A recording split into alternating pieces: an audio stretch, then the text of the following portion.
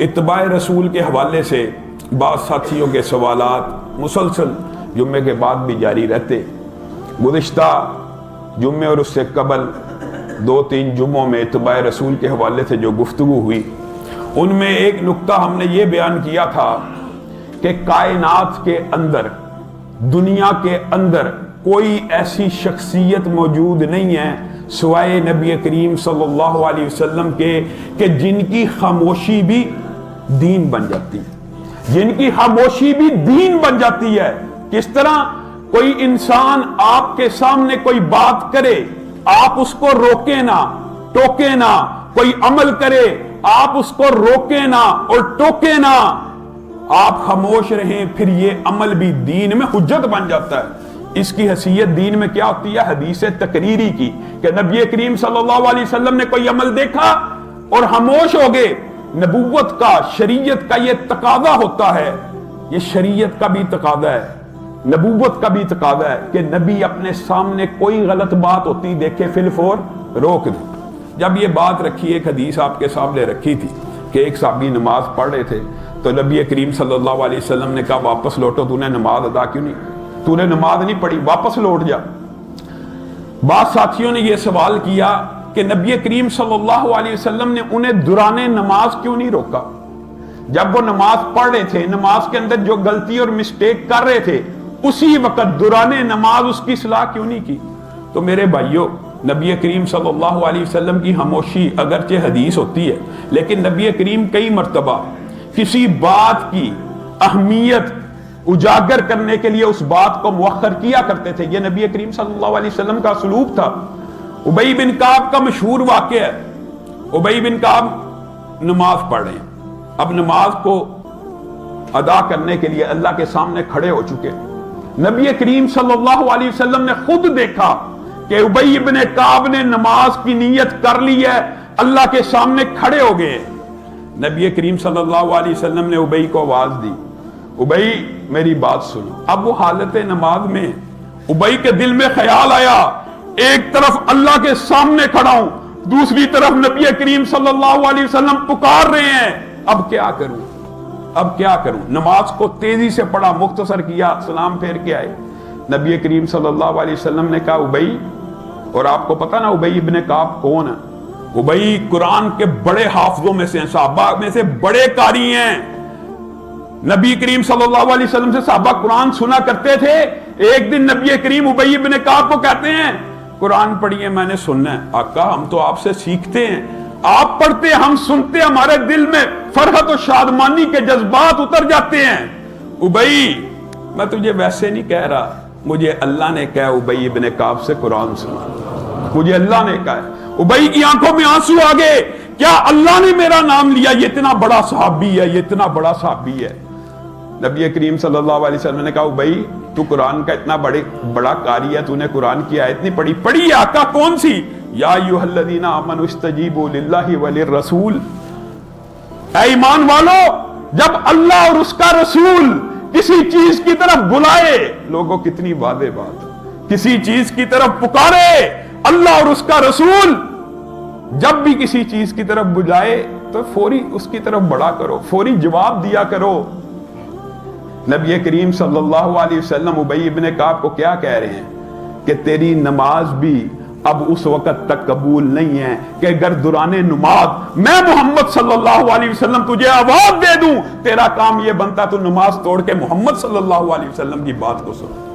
لوگوں دین یہ ہے، لیکن جو بات آپ کو سمجھانا مطلوب ہے، اسی ابی ابن کعب کو کہتے ہیں میں تجھے ایک بات نہ بتلاؤں کہ قرآن پاک میں ایسی ایسی عظیم، لمبا موضوع ہے، یہ ہمارے موضوع سے تعلق نہیں رکھتا، لیکن جو بات تعلق رکھتی ہے وہ بتلانا ہے.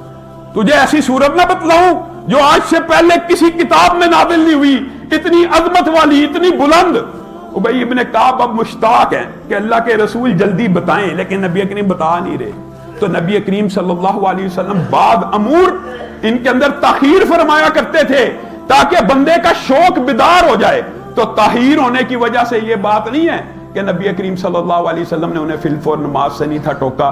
بعد میں جب سمجھا دیا، بات واضح ہوگی کہ نبی کریم کہنا کیا چاہتے تھے. اور ابی ابن کعب جب مسجد النبوی کے دروازے پہ پہنچے، پھر نبی کریم نے کہا وہ سورت سورت فاتحہ ہے۔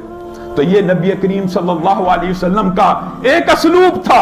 اور میرے بھائیوں، دکھ کی بات ہے، ہمارے نمازی بھائی ہیں، ہمارے ساتھی ہیں، انہوں نے منکرین حدیث کے اشکالات کے حوالے سے بے شمار سوالات بھیجے۔ ان اشکالات کو رد کرتے ہوئے 2 خطبہ جمعہ قبل آپ کے سامنے یہ بات بھی رکھی تھی، اگر ہر انسان یہ بات کہنا شروع کر دے میں صرف قرآن کو مانتا ہوں، تو قرآن کو کس کی عقل کے مطابق سمجھا جائے گا؟ ہر انسان کی عقل ایک جیسی ہے ہی نہیں۔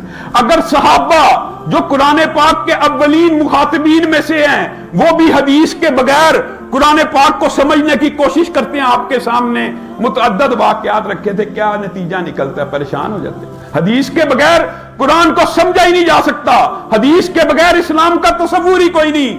آج لوگ یہ کہتے ہیں کہ دین کی جو بات عقل کے مطابق ہوگی اس کو مانا جائے گا، باقی کو چھوڑ دیا جائے گا۔ یہ کون فیصلہ کرے گا کہ کس کی عقل حرف آخر ہے؟ ہو سکتا ہے کوئی ایسا بد عقل موجود ہو، یہ کوئی چمبے کی بات نہیں ہے، ایسا بد عقل بھی دنیا میں موجود ہو سکتا ہے جس کو زنا برا نہ لگتا ہو سکتا ہے کہ نہیں ہو سکتا؟ ایسا بد عقل دنیا میں موجود ہو سکتا ہے جس کو سود برا نہ لگتا ہو۔ اس میں کس قسم کے چمبے کی بات ہے؟ یعنی جو بات رامدی صاحب، چکرالوی صاحب، اصلاحی صاحب آپ کی عقل میں نہیں آتی، آپ جھٹ کہہ دیتے ہیں یہ ہماری عقل میں نہیں آتی اس لیے دین کے خلاف ہے۔ تمہاری عقل پہ ماننا ہے؟ اور لوگوں ایمانداری سے بتاؤ، صدق کے دل سے، ابو جہل کا نام کیا تھا اسلام سے قبل؟ ابو جہل کو کیا کہا جاتا ہے؟ ابو الحکم، دنائی کا، عقل کا، فہم و فراست کا باپ۔ اسلام قبول نہ کیا، کیا بن گیا؟ ابو جہل۔ یہ جو دنائی کا باپ ہے، یہ ایک مرتبہ نبی، عقل کی بات ہے نا، عقل کو فوق ماننے والوں، ایک مرتبہ خانہ کعبہ میں نبی کریم صلی اللہ علیہ وسلم کو مشہور واقعہ آپ نے سنا، بیٹھے دیکھا، کہتا آپ کے اوپر کوئی نئی وحی تو نہیں آئی؟ تمسخر کے انداز میں، ہاں آج رات ایک عجیب واقعہ ہوا۔ کیا؟ میں بیت المقدس گیا، میں مسجد اقصی گیا، میں آسمان پہ گیا، میں سدرۃ المنتہا پہ پہنچا، میں وہاں تک پہنچا کہ میں نے اپنے کانوں سے کلموں کو چلتے ہوئے سنا جو لکھ رہے تھے، میں وہاں تک پہنچا۔ اچھا، یہ جو بات آپ کہہ رہے ہیں کیا آپ لوگوں کے سامنے کہہ سکتے ہیں؟ ہاں میں کہہ سکتا ہوں۔ اب ابو جہل نے سمجھا کہ میرا وار کامیاب ہو گیا، عقل میں نہیں نہ آئی، یہی ابو الحکم، بات اس کی عقل میں نہیں آ رہی۔ اور لوگوں جب آپ نے کلمہ پڑھ لیا، محمد الرسول اللہ کا کلمہ پڑھا ہے کہ نہیں پڑھا؟ اب جب محمد الرسول اللہ کا کلمہ پڑھ لیا ہے تو اس بات کے 2 تقاضے ہیں، اللہ کی قسم، جب نام محمد آئے تو درود پڑھا جائے صلی اللہ علیہ وسلم، اور جب فرمان مصطفیٰ آئے تو کیا کہا جائے؟ سمعنا واطعنا، سنا اور اطاعت شروع کر دی۔ عقل میں نہیں پرکھنا، پھر قول رسول، حدیث رسول، گفتار رسول، نشست رسول، برخاست رسول عقل کی کسوٹی پہ نہیں تولی جائے گی۔ جس نے عقل کی کسوٹی پہ تولا وہ ابو جہل بن گیا۔ کہا ابو جہل اب لوگوں کو اکٹھا کر رہا ہے کہ وار بڑا اہم ہے۔ ابو بکر کے پاس پہنچا، کہنے لگا ابو بکر کیا کوئی بندہ راتوں رات مسجد اقصی سے 1 مہینے کی مسافت اس دور کی جانے کی، 1 مہینے کی آنی، کوئی بندہ کہ میں چند لمحوں میں وہاں سے ہو آیا ہوں، آسمان سے ہو آیا ہوں، کیا یہ ہو سکتا ہے؟ حضرت ابو بکر نے کہا یہ تو ناممکن ہے، یہ تو عقل میں آتی نہیں بات۔ اور بھائیو، دین اور شریعت کا مذاق آج اس وجہ سے اڑایا جاتا ہے کہ میری عقل میں یہ بات نہیں آتی۔ اور تف ایسی عقل کے اوپر جو حدیث کو چھوڑتی ہے اور تاریخ کو اختیار کرنے کا حکم دیتی ہے۔ قرآن پاک اٹھاؤ، صرف قرآن پاک کے اوپر عمل کرنے والے پہلے بھی آپ کے سامنے بات رکھی ہے، نہ نماز پڑھ سکتے ہیں، نہ روزے رکھ سکتے ہیں، نہ زکوٰۃ دے سکتے ہیں، جزیات ہی موجود نہیں ہیں قرآن پاک میں۔ کہاں سے ملیں گی؟ قرآن پاک کے حکم کے اندر ضرور ملے گی، وما آتاکم الرسول فخذوہ، جو رسول اللہ کہہ دیں وہ دین ہے، جس سے رسول اللہ روکے وہ دین ہے، یہ بات ہے۔ ابو بکر نے کہا یہ ہو نہیں سکتا۔ اچھا، آپ کے جو صاحب ہیں، آپ کے جو خلیل ہیں، انہوں نے یہ دعویٰ کیا ہے کہ وہ راتوں رات مسجد اقصی سے ہوئے ہیں، آسمانوں سے ہوئے ہیں سیر۔ آقا علیہ الصلوۃ والسلام نے کہا ہے ابو جہل تو کیا بات کرتا ہے، میں نے تو جب سے اس نبی کا کلمہ پڑھا ہے میں اس بات پہ یقین رکھتا ہوں کہ آسمان ارب کلومیٹر دور وہاں سے یکمشت چند لمحوں کے اندر ایک فرشتہ نازل ہوتا ہے, نبی کریم سے بات کرتا ہے, نبی کریم کو اللہ کا پیغام پہنچاتا ہے اور چلا جاتا ہے. اگر میں اس بات پہ یقین رکھتا ہوں کہ چند سیکنڈ کے اندر ایک فرشتہ آسمان سے اتر کے اس شخص کے اوپر اللہ کا پیغام پہنچاتا ہے, تو میں اس بات پہ کیوں نہیں یقین کروں گا کہ اللہ اس بندے کو آسمان پہ لے گیا. اور لوگوں, دین عقل کا نام نہیں ہے. دین, آپ بتلائیے, اگر دین صرف عقل کے پیمانے پہ پرکھنے کا نام ہو, وہی کتاب عقل, وہی کتاب عقل, اور وہی عقل کتاب نہیں ہے. اللہ کی قسم, صحیح حدیث ہے, نبی کریم صلی اللہ علیہ وسلم نے فرمایا میں آج بھی مکہ کے اس پتھر کو جانتا ہوں, جب میں سفر میں جاتا تھا تو مجھے سلام کیا کرتا تھا. بتاؤ پتھر بولتا؟ عقل تو نہیں مانتی. آپ نے دیکھا مری پہاڑی علاقوں میں آپ گئے, وہاں سے چشمے جاری ہوئے, کہاں سے؟ پتھروں سے. چشمے جاری ہوتے ہیں, پتھروں سے چشموں کا جاری ہو جانا یہ اچنبے کی بات نہیں, لیکن سچے دل سے بتانا, کیا آپ کا اور میرا یہ عقیدہ, ایمان, پختہ یقین ہے کہ نہیں؟ ایک دن نبی کریم صلی اللہ علیہ وسلم نے اپنی انگلیوں کو سیدھا کیا تھا, اللہ نے انگلیوں سے چشموں کو رواں کر دیا تھا. ہے عقیدہ کہ نہیں؟ عقل تو نہیں مانتی.